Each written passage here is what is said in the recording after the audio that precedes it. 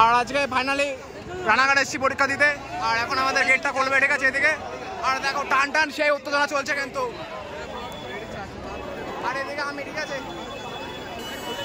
চলো চলো, আর এখন খুলবে দেখবে গাইস। এ ভাই কই কই কেবলই কিন্তু গেটটা নড়লো, আমি ভাবলাম হয়তো খুলবে, তো চলো দেখি গেটটা এখনই খুলবে।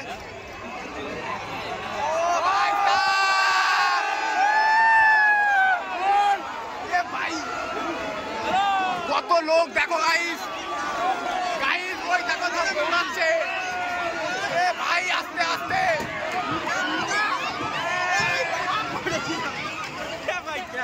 তো ওইখান থেকে মনে হচ্ছে পড়ে গেলাম, ঠিক আছে, আর এখনো পড়িনি, তো চলো আস্তে আস্তে যাচ্ছি সামনে, দেখো ঠিক আছে কে মানে কারাকে জায়গা নেবে, ঠিক আছে তার জন্য দেখো সামনে সাথে থেকে চলে দিতে পারে।